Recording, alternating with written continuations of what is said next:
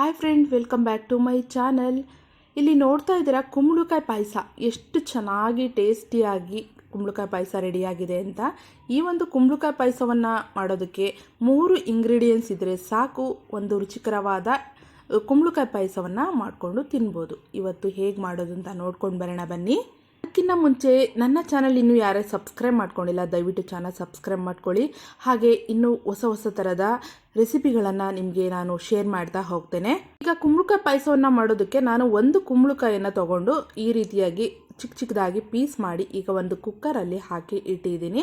ಅಂದರೆ ನಾನು ಇಲ್ಲಿ ಸಿಪ್ಪೆಯನ್ನು ತೆಗಿತಾ ಇಲ್ಲ, ಯಾಕಂದರೆ ಕುಂಬಳಕಾಯಿ ಸಿಪ್ಪೆಯಿಂದ ತುಂಬಾ ದೇಹಕ್ಕೆ ಒಂದು ವಿಟಮಿನ್ ಸಿಗೋದ್ರಿಂದ ಖಂಡಿತ ನಾನು ಇದನ್ನು ವಾಶ್ ಮಾಡಿದ್ದೀನಿ ಅಷ್ಟೇ, ಸಿಪ್ಪೆಯನ್ನು ತೆಗಿತಾ ಇಲ್ಲ. ಹಾಗೆ ಇಲ್ಲಿ ಒಂದು 50 ಗ್ರಾಮ್ ಕಡಲೆ ಬೀಜವನ್ನು ತೊಗೊಂಡಿದ್ದೀನಿ. ಹಾಗೆ ಈಗ ಒಂದು ಬಾಣಲೆಯನ್ನು ಇಟ್ಕೊಂಡು ಈಗ ಕೆಂಪಗೆ ಹುರ್ಕೊಳ್ತಾ ಇದ್ದೀನಿ ಕಡಲೆ ಬೀಜನ. ನಾನು ಈ ಒಂದು ರೆಸಿಪಿಯನ್ನು ಇದೇ ಮೊದಲನೇ ಬಾರಿಗೆ ಈ ಒಂದು ಚಾನಲ್ನಲ್ಲಿ ಹಾಕ್ತಾ ಇರೋದು. ಎಲ್ಲರೂ ಸಹ ಹೇಗೆ ಈ ರೆಸಿಪಿ ಬಂತು ಅಂತ ನೀವು ಸಹ ಟ್ರೈ ಮಾಡಿ ನೋಡಿ, ಕಮೆಂಟನ್ನು ಸಹ ಮಾಡಿ. ಇಲ್ಲಿ ನಾನು ಒಂದು 50 ಗ್ರಾಮ್ ಬೆಲ್ಲದ ಉಂಡೆಯನ್ನು ತಗೊಂಡು ತುರಿದು ಇಟ್ಕೊಂಡಿದ್ದೀನಿ. ಹಾಗೆ ತೆಂಗಿನಕಾಯಿ ಒಂದು ಹೋಳನ್ನು ಈಗ ತುರಿದು ಇಲ್ಲಿ ಇಟ್ಕೊಂಡಿದ್ದೀನಿ. ಆಮೇಲೆ ಕಡಲೆ ಬೀಜ ಏನು ಹುರ್ಕೊಂಡಿರ್ತೀವಿ ಅದನ್ನು ಈಗ ಒಂದು ಜಾರ್ಗೆ ಸಹಾಯದಿಂದ ಈಗ ನಾನು ಮಿಕ್ಸರ್ ಮಾಡ್ಕೊಳ್ತಾ ಇದ್ದೀನಿ. ಸ್ವಲ್ಪ ನುಣ್ಣಗೆ ಪುಡಿ ಮಾಡ್ಕೊಳ್ತಾ ಇದ್ದೀನಿ. ಈ ರೀತಿ ಮಾಡ್ಕೋಬೇಕು, ಯಾಕಂದರೆ ಕುಂಬಳಕಾಯಿ ಬೆಂದ ಮೇಲೆ ಈಗ ನಾನು ಸ್ಮ್ಯಾಶ್ ಮಾಡಿ ಆ ಒಂದು ರಸವನ್ನು ಈಗ ಡಿವೈಡ್ ಮಾಡಿದ್ದೀನಿ. ಇಲ್ಲಿ ಕುಂಬಳಕಾಯಿನೇ ಈಗ ಸಪ್ರೇಟ್ ಎತ್ತಿಟ್ಕೊಂಡಿದ್ದೀನಿ. ಇದನ್ನು ಈಗ ಫುಲ್ಲು ಸ್ಮ್ಯಾಶ್ ಮಾಡೋಣ, ಅಂದರೆ ನುಣ್ಣಗೆ ಸ್ಮ್ಯಾಶ್ ಮಾಡ್ಕೋಬೇಕು.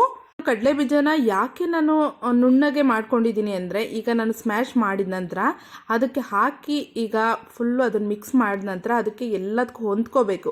ಹಾಗಾಗಿ ನಾನು ನುಣ್ಣಗೆ ಆ ಕಡಲೆ ಬೀಜನ ರುಬ್ಬಿಟ್ಕೊಂಡಿದ್ದೀನಿ. ನಾನು ಈ ಕುಂಬಳಕಾಯನ್ನು ಸ್ಮ್ಯಾಶ್ ಮಾಡಿ ಇಟ್ಕೊಂಡಿದ್ದೀನಿ. ಈ ರೀತಿಯಾಗಿ ಇರಬೇಕು. ಹಾಗೆ ಈ 3 ಇಂಗ್ರೀಡಿಯೆಂಟ್ಸ್ ಏನಿದೆ ಇದನ್ನು ಈಗ ಇದಕ್ಕೆ ಹಾಕಿ ಮಿಕ್ಸ್ ಮಾಡ್ತಾ ಇದ್ದೀನಿ.